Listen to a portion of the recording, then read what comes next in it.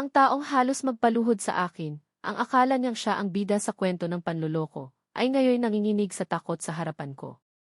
Panoorin ninyo kung paano, mula sa simpleng utang na milyon-milyon, ang mayabang kong kaibigan ay tuluyang nagpanik nang malaman niyang ako na ang may-ari ng mismong bangkong pinagkakautangan niya.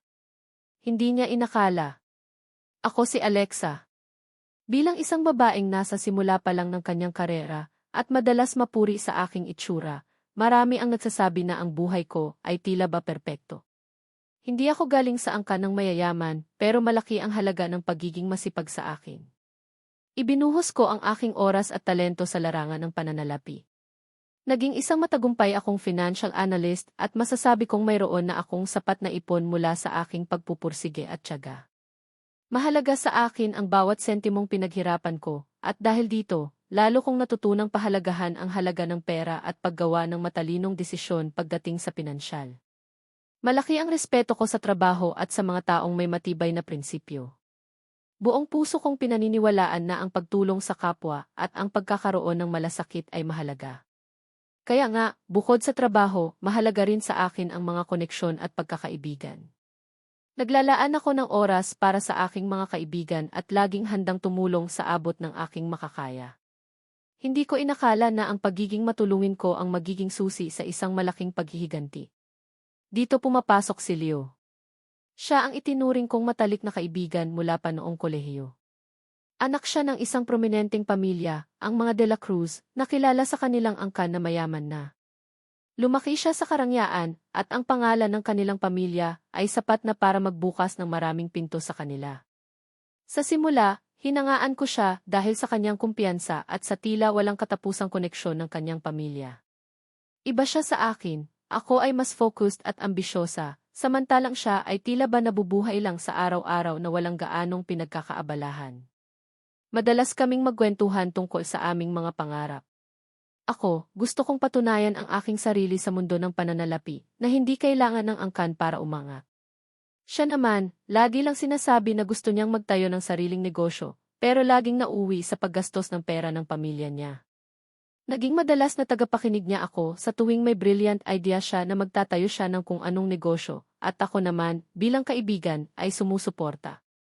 Hindi ko naman inakala na ang mga kwentong iyon ang magiging simula ng aking matinding paghihiganti. Isang araw, tumawag sa akin si Leo. Nasa boses niya ang matinding pag-aalala, at agad akong nagtaka dahil bihira siyang magpakita ng ganitong emosyon. Alexa, kailangan ko ng tulong mo, sabi niya, may bahid ng desperasyon. Nagulat ako. Hindi ko inasahan na darating ang araw na hihingi siya ng tulong pinansyal sa akin, lalo na't galing siya sa isa sa pinakamayamang pamilya sa bansa. Nagtataka ako kung bakit hindi siya humingi ng tulong sa kanyang pamilya. May problema ako sa cash flow. Kailangan ko ng malaking halaga para sa isang negosyo na siguradong kikita, paliwanag niya. Anya, mayroon daw siyang deal na nakasalalay sa malaking pera at kailangan niya itong bayaran sa loob ng ilang araw. Nangako siya na babayaran niya ako agad, sa loob lamang ng isang buwan. Alam mo naman ako, Alexa. Hindi ako nanloloko.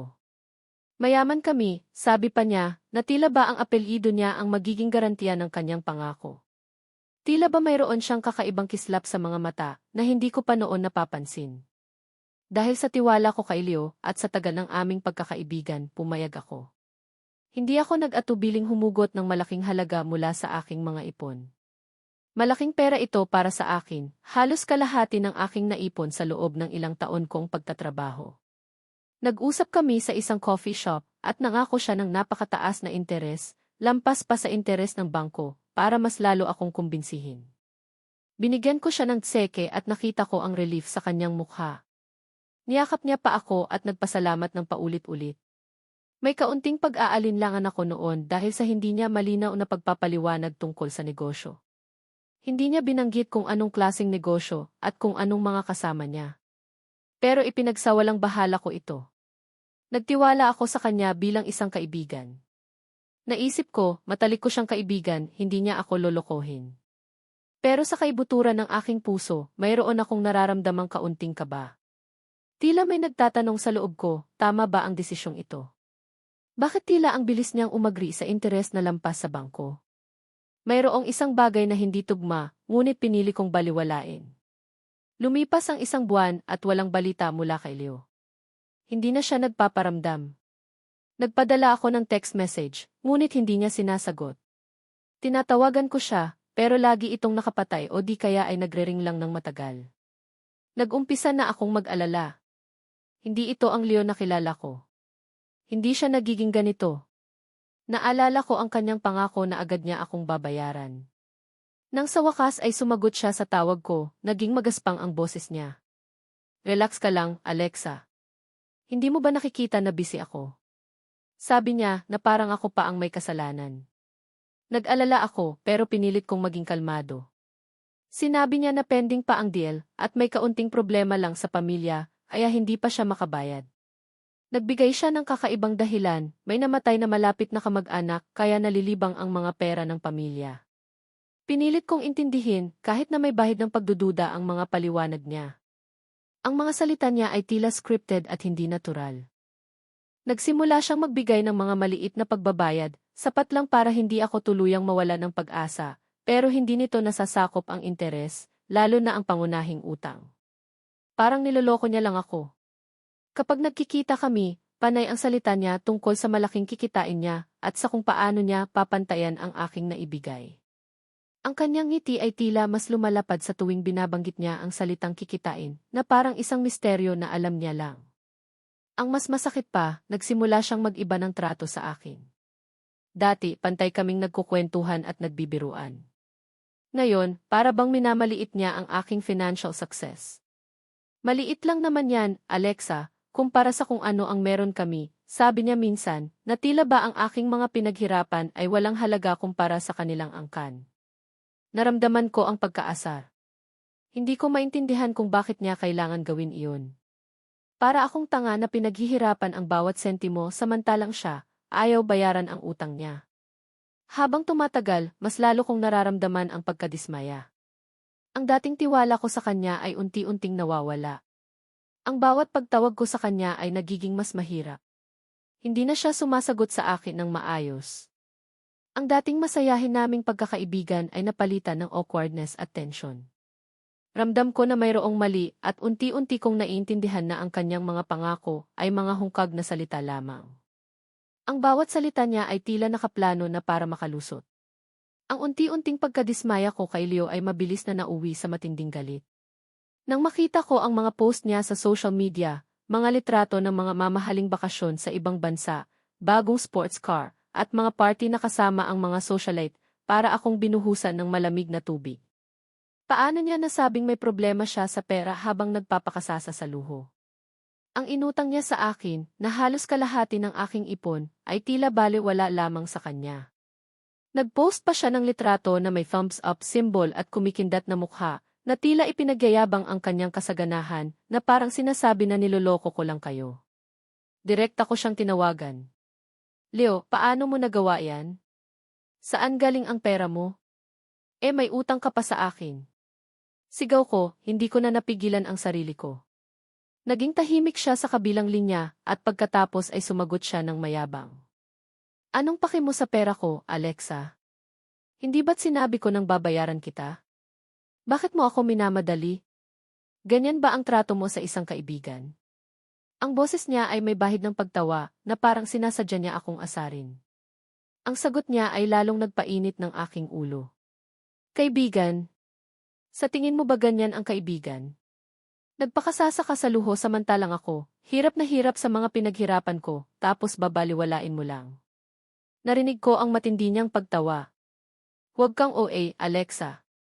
Hindi ka naman kawawa. Ang pera mo, parang barya lang yan kumpara sa kung ano ang meron kami. Saka, bagong pera ka lang, hindi mo naiintindihan ang mundo namin. Ang kanyang mga salita ay parang suntok sa akin. Wala ka nang dapat na asahan sa akin. At kung magpapatuloy ka pa sa pagkulit, sisirain ko ang pangalan mo sa industriya. Alam kong kaya ko yan. Ang boses niya ay naging matigas at seryoso, at ramdam ko ang pagbabanta. Para akong pinagsakluban ng langit at lupa. Ang matalik kong kaibigan ngayon ay ang pinakamalaking kalaban ko. Ang paghihiganti niya ay hindi lang tungkol sa pera, kundi sa pagkatao ko. Hindi ko matanggap ang paghamak niya sa aking pinaghirapan. Naramdaman ko ang matinding galit, ang pagnanais na iparamdam sa kanya ang sakit na naramdaman ko. Ang aking mga kamao ay nakakuyom at nanginginig ang aking buong katawan sa galit. Doon ko napagtanto na kailangan kong gumawa ng isang matinding hakbang. Kailangan kong imbestigahan ang buong sitwasyon. Hindi lang ito tungkol sa utang niya sa akin, kundi sa pagpapakita sa kanya na mali ang ginawa niya. Gamit ang aking mga koneksyon sa industriya, nagsimula akong maghukay. Nalaman ko na hindi lang ako ang inutangan niya. Marami siyang pautang sa iba't ibang tao at institusyon. Ang pinakamalaki niyang utang ay sa isang bangko, ang Grand Capital Bank, na nagkakahalaga ng milyon-milyong piso. Nakita ko ang pagkunot ng noo ng kausap ko nang sabihin ang pangalan ng bangko. Doon ko napagtanto na seryoso ang sitwasyon. Ang kanyang mga pagpapanggap at pagyayabang ay puro lang palabas. Ang kanyang angkan ay tila hindi na kasing yaman ng dati. Ang kanyang mga utang ay mas malaki pa sa kanyang kayamanan. Nagtago siya sa kanyang pangalan, pero ngayon, isa na lang siyang malaking pagkukunwari. Sa bawat impormasyon na aking nakalap, lalong lumakas ang pagnanais kong maghiganti. Hindi lang ito tungkol sa pera, ito ay tungkol sa katarungan at sa pagpapakita sa kanya na maihangganan ang lahat ng kanyang pagmamataas. Pero paano ko gagawin iyon? Paano ko siya mapipilit na magbayad at mapaparusahan sa kanyang kapalaluan nang hindi ko lang siya dinemanda? Gusto kong maramdaman niya ang kanyang pagkakamali. Isang araw, habang nagbabasa ako ng mga financial reports, may isang impormasyon ang pumukaw sa aking atensyon. Ang Grand Capital Bank, ang bangkong inutangan ni Leo ng milyon-milyong piso, ay nasa balita. Mayroon silang problema sa pananalapi at tila may kumakalat na balita na ito ay pinaplano ng bilhin ng ibang malalaking investor. Nangingilid ang luha sa aking mga mata. Hindi ko pa lubos na naiintindihan ang ibig sabihin nito, pero ramdam ko na ito ang simula ng aking paghihiganti. Isang kakaibang kislap ng pag-asa ang naramdaman ko sa aking puso.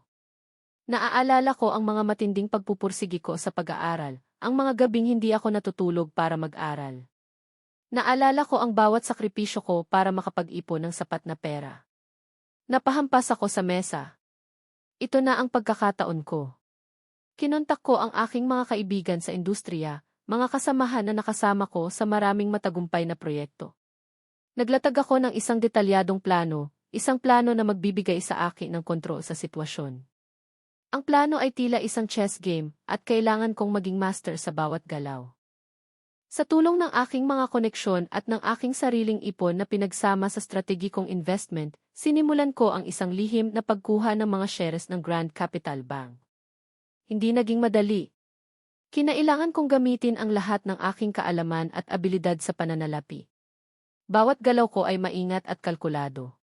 Bawat desisyon ay pinag-iisipan ng lubusan. Unti-unti, nakakuha ako ng mas malaking porsyento ng shares ng bangko. Hindi ko ipinaalam sa kahit sino, kahit sa pinakamalapit kong kasamahan, ang buong lawak ng aking plano. Ang tanging alam nila ay nag-i-invest ako sa isang promising bank. Kinailangan kong maging discreet, tila isang anino na gumagalaw sa likod ng kortina. Naging mabilis ang proseso. Sa loob ng ilang buwan, ang dating Grand Capital Bank na kilala ni Leo bilang inutangan niya ay nasa ilalim na ng aking kontrol. Ako na ang may-ari. Hindi pa ito formal na inaanunsyo sa publiko at mas lalo ko itong itinago sa kaalaman ni Leo. Ang ideya na siya ay may utang na milyon-milyon sa isang bangko na pag-aari ko ay nagbigay sa akin ng matinding kasiyahan.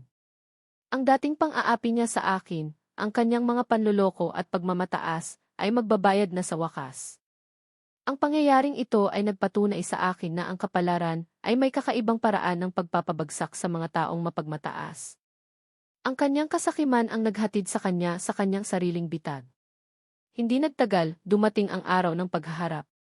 Isang araw, tumawag ang legal department ng Grand Capital Bank kay Leo para sa isang urgent meeting tungkol sa kanyang overdue na utang. Hindi niya alam na ako na ang may-ari ng bangko. Dumating siya sa pulong na may kumpiyansa pa rin. Mayabang pa rin siyang umupo sa harapan ng mga abogado ng bangko. Iniisip na mayaayos niya ang lahat sa pamamagitan ng kanyang karisma o ng kanyang apelyido. Nakita ko ang kanyang pagkunot ng noo nang pumasok ako sa meeting room. Nakasuot ako ng isang eleganteng corporate attire, at ang aking buhok ay maayos na nakapusod. Mas lalo akong gumanda sa kanyang paningin at kitang-kita sa kanyang mukha ang pagtataka. Ang kanyang mga mata ay nanlaki sa pagkamangha. Ang kanyang ngisi ay naglaho ng tuluyan nang magsalita ako. Magandang umaga, Mr. De La Cruz, panimula ko, sa isang kalmado ngunit may otoridad na boses. Ako si Alexa Corpus, at ako ang bagong chairperson at CEO ng Grand Capital Bank. Ang bawat salita ay may timbang at kapangyarihan. Ang kanyang mga mata ay nanlaki. Naging puting-puti ang kanyang mukha at kitang-kita ko ang kanyang pagluno. Ah, Alexa. Ikaw. Nautal siya, na tila ba hindi makapaniwala sa kanyang nakikita. Ang kanyang mga labi ay nanginginig. Ang dating mayabang na si Leo ay biglang naging isang takot na bata na nahuli sa akto. Tama, Leo. Ako nga, tugon ko, na tila ba wala akong naramdaman. Ang aking boses ay matatag, walang bahid ng pagdududa. Tatalakayin natin ang iyong utang sa bangkong ito. Ang iyong utang ay napakalaki at lampas na sa itinakdang panahon. Hindi ka pa rin nagbabayad. Sinubukan niyang magdahilan, ang kanyang boses ay nanginginig. Teka, Alexa, hindi ko alam. Wala kang dapat na hindi malaman, Leo. Bawat kontrata, bawat papeles, ay nasa aking harapan, sabi ko, habang pinapakita ang isang stack ng mga dokumento na nakahanda sa aking mesa. Ang interes sa iyong utang ay patuloy na lumalaki. Alam mo ba kung magkano na ang kabuuan ng iyong utang, kasama ang mga penalties? Ito ay sapat na para burahin ang lahat ng pinagyayabang mong yaman. Ang kanyang balat ay tila nawalan ng kulay. Napayuko siya at nagsimulang manginig. Hindi niya inakala na darating ang araw na babalikan siya ng kanyang mga panluloko. Isang abogado ang nagsimulang magbasa ng mga legal na aksyon na gagawin ng bangko, ang pagkuha ng kanyang mga ari-arian, ang pagsampa ng kaso, at ang pagyurak sa pangalan ng kanyang pamilya sa publiko. Narinig ko ang pagbuntong hininga niya. Ang kanyang angkan na pinagyayabang niya ay tuluyan ng masisira dahil sa kanyang sariling kapabayaan at kasakiman. Ang kanyang pagkukunwari ay natapos na. Hindi ko na siya pinansin pagkatapos noon. Tumayo ako at naglakad palabas ng silid. Naramdaman ko ang pagkaawa, ngunit mas nangingibabaw ang pakiramdam ng katarungan. Ang paghihiganti ay isang pagkaing pinakamainam na inihahain ng malamig at ngayong araw na ito, naramdaman kong ganap na ang paghihiganti. Ang kanyang mukha ay mananatili sa aking alaala, ang takot sa kanyang mga mata ang tanda ng kanyang pagkatalo. Ang sumunod na mga linggo ay naging abala para sa Grand Capital Bank. Ang kaso laban kay Leo De La Cruz ay mabilis na umusad. Walang nagawa si Leo kundi tanggapin ang kapalaran niya. Ang kanyang mga ari-arian, kabilang ang mga mamahaling kotse, at iba pang luxury items na ipinagyabang niya sa social media, ay kinuha ng bangko para mabayaran ang kanyang utang. Ang pangalan ng kanyang pamilya, na dating simbolo ng kayamanan at kapangyarihan, ay tuluyan ng nabahira ng eskandalo at kahihiyan. Si Leo ay naging isang babala sa lahat ng nagnanais na manloko at magpabaya sa kanilang responsibilidad. Ako naman, patuloy na namumuno sa Grand Capital Bank. Sa ilalim ng aking pamamahala, muling umunlad ang bangko. Nagpatupad ako ng mga mahigpit na patakaran at nagtayo ng isang matatag na sistema na nakasentro sa integridad at tiwala. Kinilala ako sa industriya bilang isang matalino at mapagkakatiwalaang pinuno. Ang aking personal na yaman ay lumago ng husto, hindi lamang dahil sa bangko, kundi dahil sa matalinong pagpapatakbo ng aking mga investment. Ngunit higit pa sa yaman, ang nakamit kong kasiyahan ay ang katarungan. Ang aking karanasan kay Leo ay nagturo sa akin ng mahalagang aral, ang pagtataksil ay may katumbas na presyo. Kung minsan, ang sakit na nararanasan mo mula sa panloloko ay nagtutulak sa iyo upang hanapin ang lakas na hindi mo alam na mayroon ka. Ang dating inakala kong kahinaan ay naging sandata ko. Ang pighati ay naging inspirasyon. Ang buhay ko ay naging mas payapa. Ang kontrol at kapangyarihan ay nasa akin na, at alam kong kaya kong protektahan ang aking sarili at ang aking mga pinaghirapan. Ang pagninilay ko sa lahat ng ito ay laging nagtatapos sa isang ideya. Ang karma ay hindi nakakalimot. At kung minsan, ikaw mismo ang magiging instrumento para ipatupad ito. Walang utang na hindi nababayaran. Ang tunay na yaman ay hindi sa kung anong meron ka, kundi sa kung anong uri ng tao ka.